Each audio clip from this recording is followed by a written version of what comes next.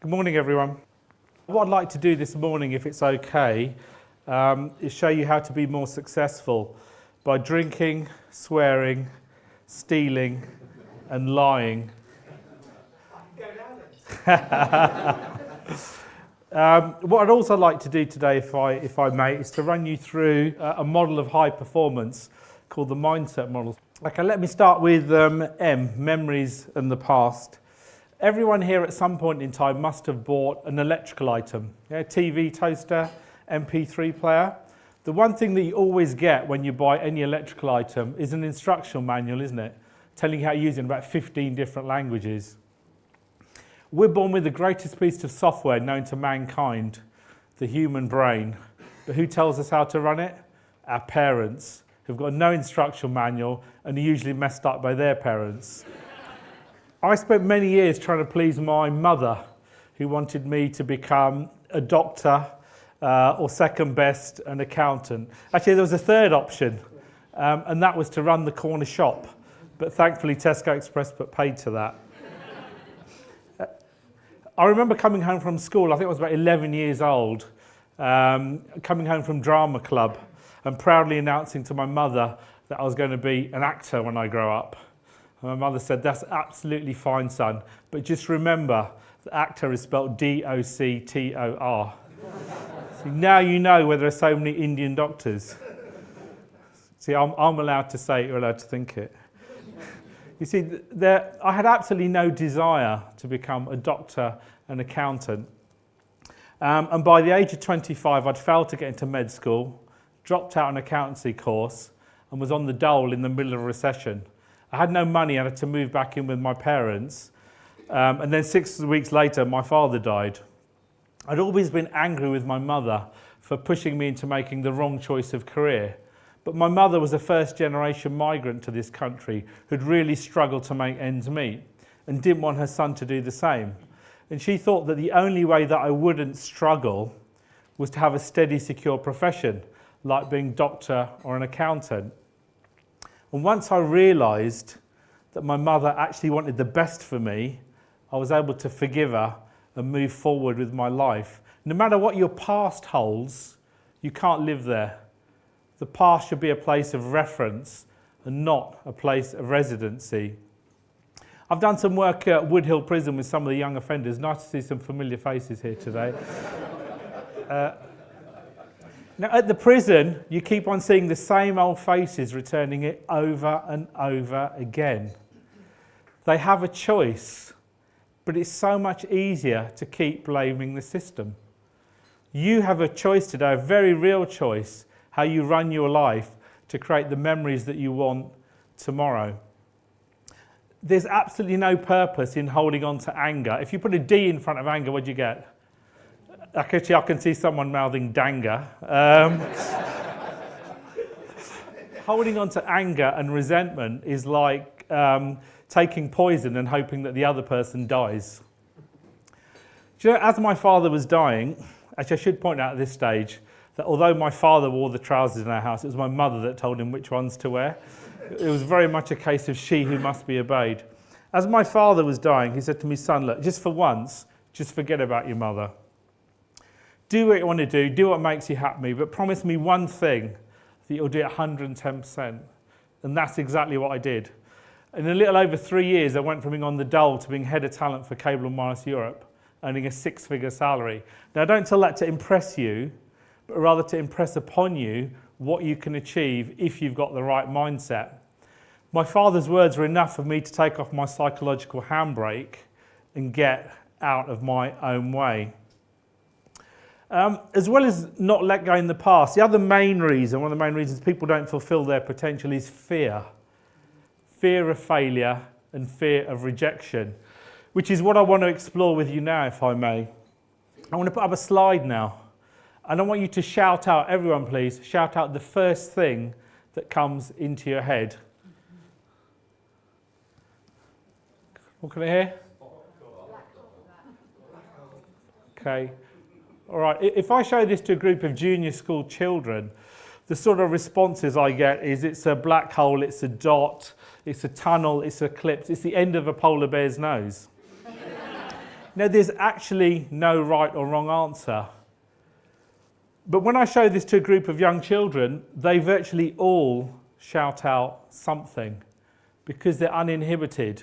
They want to get involved. They have no ego. They're not afraid of getting the answer wrong. Yet interestingly here, whenever I show it to a group of adults, and the same is the case here, there's a significant number of people that haven't shouted out anything. Why?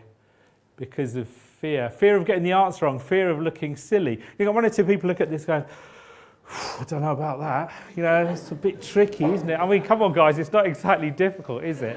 So I'm going to try again. I'm going to put up another slide. So this time, please, shout out the first thing that comes up into your head.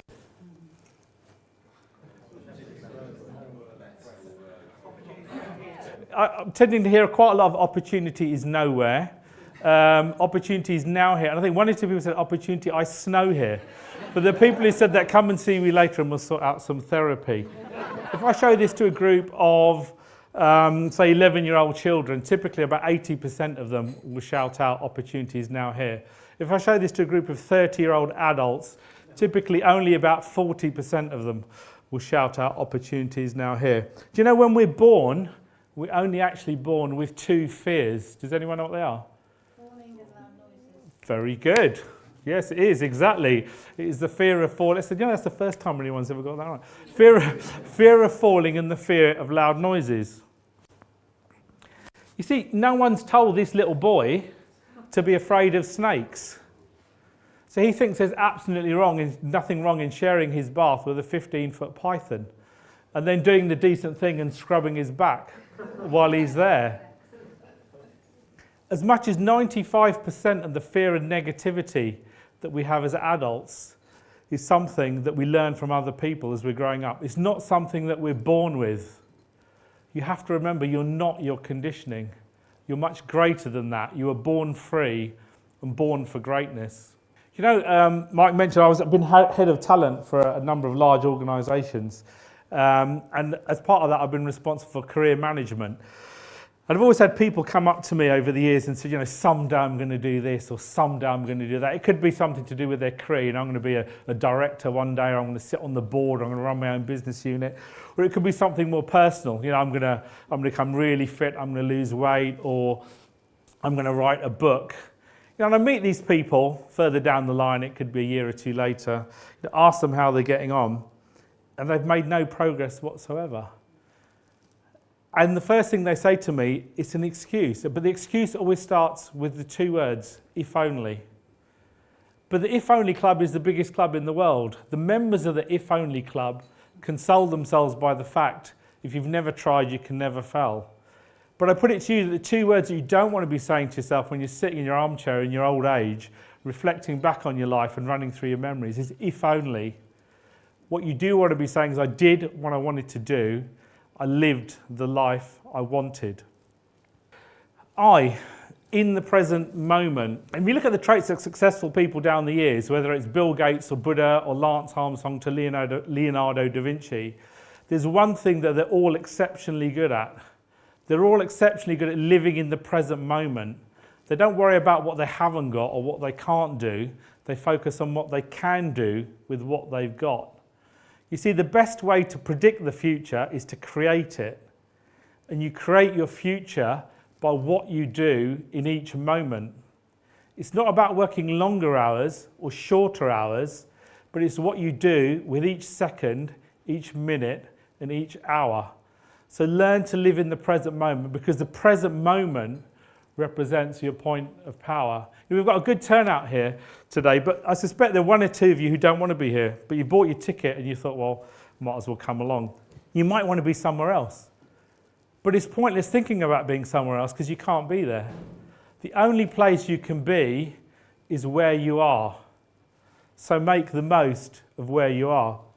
How many of you, when you're networking, it might be the case here today, or in a meeting, start thinking about the next person you're going to meet before the meeting is even finished? When you do that, you're wasting your time, you're wasting the time of the person you're with, and that time's gone forever. It's never, ever going to come back. You see, when you're not thinking about success or failure, or the past or the future, or who you'd rather be with, all your attention is focused on the present moment. And where your attention goes, energy flows and results show. So I repeat, learn to live in the present moment, because the present moment represents your point of power. Do you know who the people I care most about at the moment are? You might think it might be my wife, my kids, my mistress. Only kidding. It's not my wife and kids, because they're not here. I can't affect them. The only people I can affect and have an impact on are you lot here. So the people I care most about at the moment are the people in this room. Okay, N, network. Who's in your network? Who's in your team? Who's helping you be all that you can be? Hands up here, who here has heard of Butch Harmon? Only one person. And I know you have, Mark, but Rob, you've seen it before. Okay. Who here has heard of Tiger Woods? Okay, a lot more. Now I'm thinking for golfing reasons rather than any other reasons. Okay. Butch Harmon has never won a professional golf tournament in his life. But in the 10 years that he worked with Tiger Woods went from being a complete novice to the world #1 and the world's richest sportsman. You have to do it on your own, but you can't do it alone. Tiger Woods is still world #1, but he has a coach because he wants to get even better. One of the best ways that you can accelerate the results that you achieve in your life is to get yourself a great coach or a mentor. When you start getting better at what you do, you'll make a difference to the lives of the people around you. You'll smile more, you have more energy, you become inspirational company. You become an example of what you can achieve if you've got the right mindset. Can you make this shape with your right hand? Yeah. Okay, now do this. Now put it on your right cheek. Okay, now put your finger on your chin.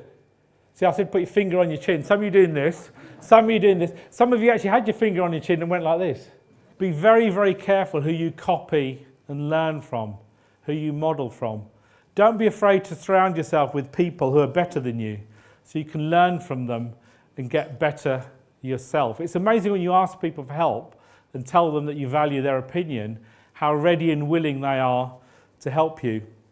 It's been said that if you know how successful you'll be in your life, take an average of the 5 people that you spend the most time with. Ultimately, the quality of your network will reconcile with your net worth. Stay away from people who've got nothing good to say about you or where you're heading. I call them psychic vampires or dream stealers. You know, they're the people, you know, when the phone rings and your heart sinks and you just want to put the phone straight back down. I've got one or two relatives like that. You might have too. If you're a leader and they're in your team, I call them occupational terrorists, you need to either need to inspire them or fire them. Because if you don't, they'll drag everyone else down to their level. Does anyone know what that is? It's an ugly baby. How many of you have ever seen an ugly baby? The point is, how would you know if you'd seen an ugly baby? Who in your team, who in your network would be prepared to tell you? See, we need people around us who aren't afraid to tell us how it really is, to give us open, honest feedback. Because it's this feedback that we need to grow and take ourselves to the next level. So cherish these sort of people and cherish the unvarnished feedback that they give you. Who here would give me £500 for these 2 photographs? Anyone? No, you wouldn't, would you? Why? Because to you, they're of no value. They're of no meaning. But to me, they're of great value because they're photographs of my children when they were younger. See, when we share our stories with other people, we become interesting. And that's great. But if we're going to develop the right relationships and partnerships and networks, that's not enough. Because we need to be interested in other people. So from now on, rather than just being interesting, become interested in other people. Okay, D, do something different. Dare to take a risk. So there's a $20 billion industry out there telling us how to be more successful. Whether you want to grow yourself or your business, you can find literally thousands of CDs, DVDs and books on the subject, not to mention the countless seminars and workshops you can attend. So you'd expect to see successful people pretty much everywhere you look, wouldn't you agree? But the facts are that 1 in 4 of us will suffer some form of mental illness during the course of our life, and half the world's wealth is owned by 2% of the population. So what's wrong with these products? Aren't they telling us what we need to know? Well, it's not so much the products as the people who are using them, because they're practicing what I call shelf development rather than self-development. Typically they'll pick up a book, read it, might actually be inspired by it, but then they'll put it back on the shelf to gather dust and crucially do nothing different. See, we humans are quite unique in the animal kingdom. Some of us, I'm not saying it's anyone here, but some of us, when we don't get the results we want, keep on doing the same thing. And if that doesn't work, some of us then go and find someone else to blame. I'm going to do some maths with you now. E plus R equals O. Event plus response equals outcome. If your response to an event is always the same, your outcome will always be the same. The only way you can change your outcomes is by changing your response to the things that are happening in your life. I promise you that once you change your response to the things that are happening in your life will change. By way of a show of hands, who here would like to achieve at least 5% more success in one area of their life? Okay, pretty much everyone. Then you need to do some things differently and make some changes. But I'm not necessarily talking about huge changes. And at 211 degrees Fahrenheit, water doesn't do very much. But at 212 degrees Fahrenheit, it boils and produces steam, which can power trains weighing over 500 tons. That's a change in temperature of less than 0.5%. Let me take you back to the winter of 1998. The place is Nagano, Japan. It's where the Winter Olympics were held that year. The Swedes were on the way and they were quietly confident and had every reason to be, because normally they won quite a few gold medals and finished quite high up the medal table. But this year was very different, because not only did they not win a single gold medal, but they finished way down the medal table. There was a public outcry in Sweden. You've got to remember that Sweden is a place where most children can ice skate and ski as well as they can walk by the age of 3. A team of experts was put on the case to try and find out what had gone wrong. And one of the key findings was that if each of the athletes had performed just 5% better, they would all have won a medal, and many of them would have been gold medals. Small differences in behaviour can create huge changes in results. Can you just put your arms out, all of you? Can you just put your arms out for me in front of me like that? Be careful not to grab the person in front of you, or you can if you want to. Okay, keep your fingers apart like that. Now, can you put your hands together in a fist, single fist, and make sure your thumbs are overlapped? Yeah? If I were to ask you to do this 100 times, you'd always have the same thumb on top. Apparently, those of you who've got your right thumb on top, you're more sexually active, and those of you who've got your left thumb on top, you're more creative. It's amazing the number of people that start looking at other people's thumbs at this stage. Okay, can you pull your hands apart again, please? Now, I want you to put them together again, but this time, you move one hand up slightly so you've got your other thumb on top, okay? Make sure your other thumb is on top, yeah? Have you done that? Your other thumb is on top. There's right thumb, then if it was before, now it's left thumb and vice versa. Okay, how does that feel? It's not quite as comfortable, is it? It's not the end of the world, but it's not quite as comfortable. You need to get out of your comfort zones, because successful people do the things that unsuccessful people find uncomfortable and don't want to do. Okay, relax. Okay, a quick recap where we've come. Memories in the past. The past is a place of reference, not a place of residency. You have to remember you're not your conditioning. You're much greater than that. And you have a very real choice today how you run your life to create the memories that you want tomorrow. In the present moment, live in the present moment, in the here and now. It's where you create your future. The present moment represents your point of power. Network. Surround yourself by great people and ditch the people that aren't so great. Really. You know, it's been said, when you get your team together, you'll get your dream together. D, do something different. Dare to do something different. Take a risk, because if you keep doing what you're doing, you're going to get what you've always got. Okay, S. System. You need to have a system, a structure, a framework where you can put your energy in at one end to get the results out that you need at the other end. And the key part of that system is to have a clear vision of what you want to achieve and set some clearly defined goals. How many people here have set goals this year, but ones that you've actually written down?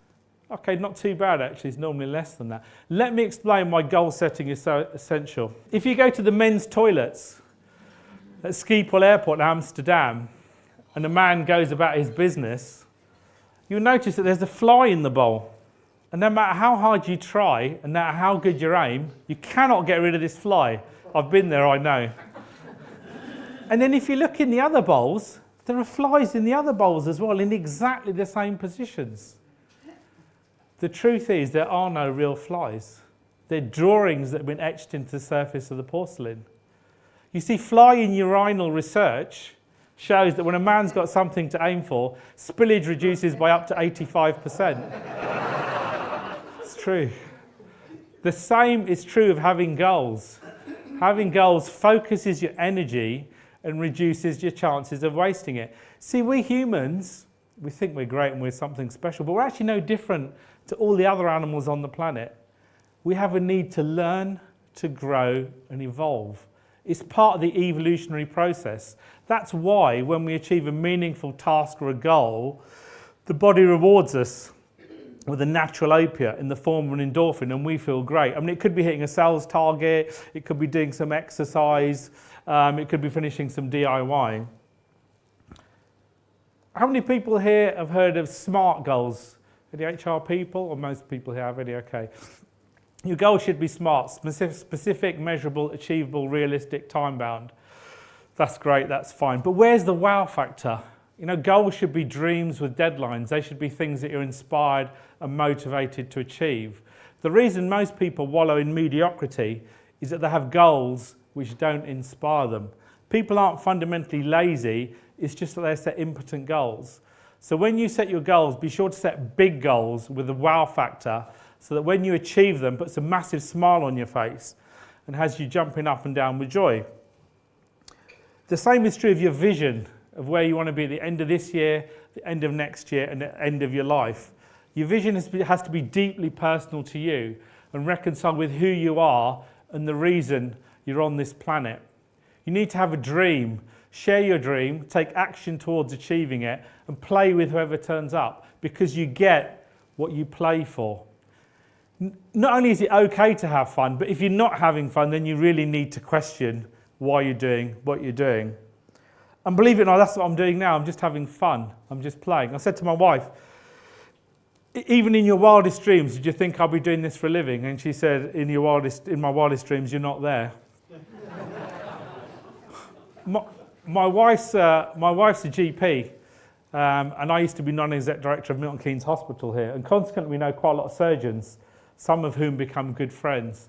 They deal with life and death on a daily basis, yet they're some of the most funny and light-hearted people I have ever met.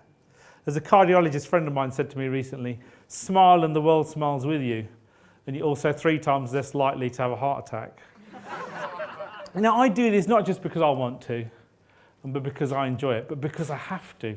It's my purpose in life. It's who I am. It's what I do. When your behavior is motivated by purpose, your mind will break free of any self-imposed limitations. You'll be bursting with energy and ideas. You'll be your most creative. When you work from a basis of I want to rather than I should, it'll be like someone strapped a jet engine to you. And it's this creative energy that will power you towards your success.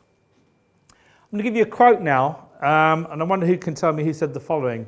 I've missed over 900 shots. I've lost over 300 games. 26 times I've been entrusted to take the game-winning shot and missed. I failed over and over again in my life. That is why I succeed. Does anyone know who said that? You've read the book as well, haven't you? Yeah, absolutely. Michael Jordan, widely regarded as the greatest basketball player of all time. Be one of those people who realises there's no such thing as failure, only feedback. Too many people give up too soon, we're on the right track, and snatch defeat from the jaws of victory. Imagine what you could do if you knew you couldn't fail. By way of a show of hands, how many people here have passed their driving test? I think it's everyone, isn't it? I think, yeah, just about everyone. Okay. I don't know if you can remember your first few driving lessons, but I certainly can.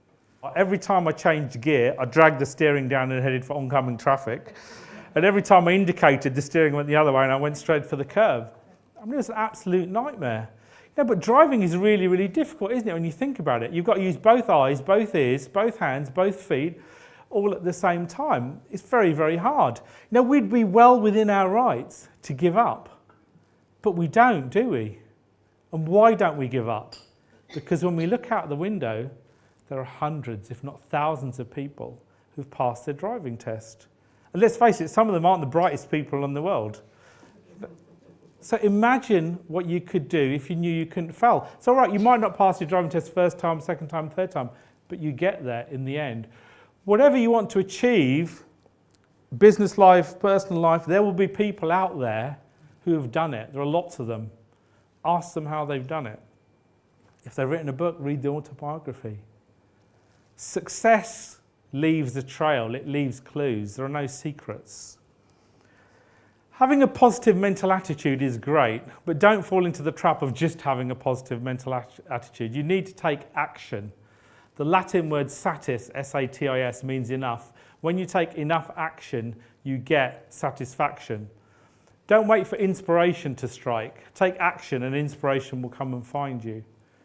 If you look at some of the world's most successful authors, people like J.K. Rowling, Dan Brown, Stephen King, they have a professional and disciplined approach to what they do. They don't wait for that creative moment to come along before they start writing. They go into their study at the same time each morning, regardless of how they're feeling, start writing, and lo and behold, they feel creative. Have a professional and disciplined approach to everything you do, because success is a habit. It's a process of consistently doing the right things. It's this consistency of action which will be the bridge that takes you from your goals to your accomplishments. E, emotion. I've been responsible for hiring probably, over 50,000 people during my corporate career.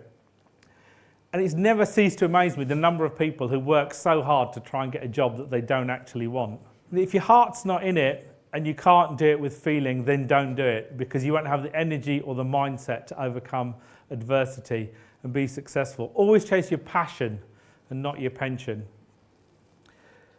We live in an age of abundance, of excess supply. Pretty much anything you want, the chances are there are hundreds of people out there who are willing to supply it to you, whether it's a product or a service. We're all players in the global game of attraction. You know, we're all competing for heart and mind share. You know, but attention is really scarce, isn't it? Because every day we're being bombarded by advertising and messages. You know, it's the radio, TV, internet, email, LinkedIn, Facebook, Twitter, the list goes on and on. So in such an economy, it has to be business as unusual. Because you keep doing what you're normally doing, you're pursuing the norm. And normality is the route to nowhere. You need to take a risk to do something different. Because if you don't, you risk becoming irrelevant. And I'm sure you'll agree that irrelevancy is a far bigger problem in business than inefficiency. You need to have a sensational strategy that appeals to people's senses. So you attract the emotional consumer and not just the rational one. This is something that advertisers have been doing for many, many years. I don't know if any of you here I've seen BMW's latest ad. There's a shiny BMW being driven down a mountain road. The sun is shining, the sky is blue. There's lots of feel-good music pumping out in the background. And the strapline is, "We bring you joy."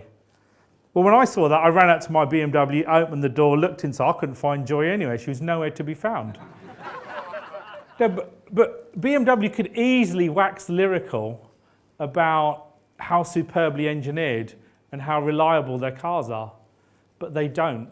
Because they'd rather appeal to your emotions because it's far more profitable. I want you to think about your customers for a moment.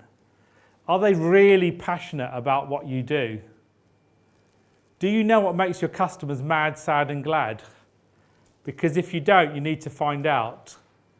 Because true competitiveness is built on something that we know exists in business, but something that we seldom talk about. emotions, and imagination.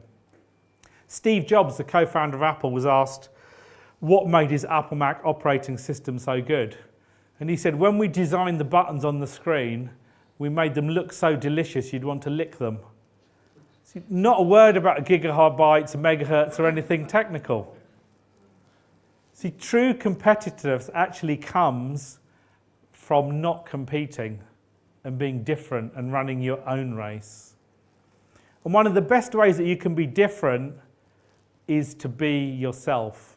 There's one thing that every single person in this room is a world champion at. You're the best at being you.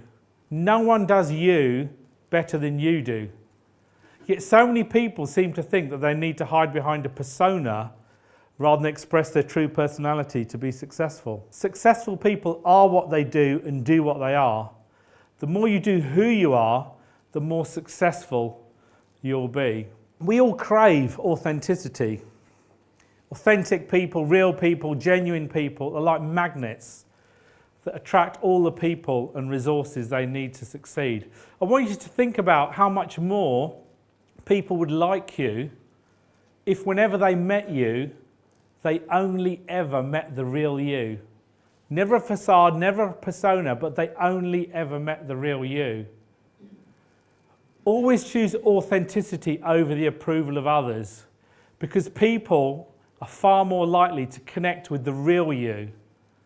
And that's what will help you form the partnerships, relationships, networks that you need to be successful. In the words of that great philosopher from Staines, Mr. Ali G, keep it real. Okay, T, trust. As a psychotherapist, I've worked with a number of severely depressed people down the years. And whenever I met anyone that was severely depressed in the clinic, the first thing I'd say to them is, that's absolutely amazing. How do you do that? How do you manage to stay depressed? And they look at me as if I'm completely mad, and I could see them thinking to themselves, well, you're the expert, aren't you meant to tell me? But then they proceed to tell me how they stay depressed. And the answer is always the same. Because severely depressed people are excellent at focusing exclusively on what they don't want. You have to do the same thing, but focus exclusively on what you do want, and trust that by taking the right action, you'll get the right results. One of the UK's leading lawyers, actually quite a few lawyers in the room here today, aren't there, is a chap by the name of Anthony Julius. Anyone heard of him? Yeah? Some of the lawyers must have done. Julius tells of the time when he received a phone call from his friend, Princess Diana. And Princess Diana said to him, Anthony, I'm getting divorced and I want you to represent me. But I've never done a single divorce case in my life, replied Julius. I'm a commercial litigation lawyer. Well, I've never been divorced before, said Princess Diana. That's great, we can learn together. Sometimes you just have to listen to your intuition. It's very rarely wrong. And have trust. Trust in yourself, trust in your friends, families and colleagues, and trust in whatever you believe in. And when I talk about trust, I mean trust people completely. You either trust people or you don't. It's like being pregnant. You can't be a little bit pregnant. I mean, sure, you might get one or two people let you down, but the vast majority of people will more than repay the trust that you put in them. You know, the only thing that stands between you and the results that you want to achieve in your life is your own resistance. Happiness is an inside job. Once you realize that nothing outside of you is responsible for what you experience or feel, you'll be free. So have the courage to change your thinking, get out of your own way, and express who you really are. Actually live the DNA that you were born with. If you pursue character before prosperity and live with integrity, passion, and a desire to make a difference to the lives of others, you don't need to chase your dreams, because your dreams will come to you. My time is almost up. But before I go, there are 4 things I'd like you to do when you leave the room here today. I'd like you to drink, swear, steal, and lie. Drink from the fountain of knowledge. Keep learning, keep growing, keep getting better and better. Swear to make each day the very best day of your life. It's not a dress rehearsal. This is it. Steal a little time every day to make a contribution to the life of someone else, even when you know that you might not get the credit. And when you lie in your bed tonight, be thankful that you have your dreams and can be the unbelievable success that I know you can be. And one final thought. Now, when you come into this world, you're crying and everyone around you is smiling. When you go out of this world, please make sure that everyone else is crying and you're smiling. Thank you so much for listening. If I can help ever in any way, please let me know. Thank you.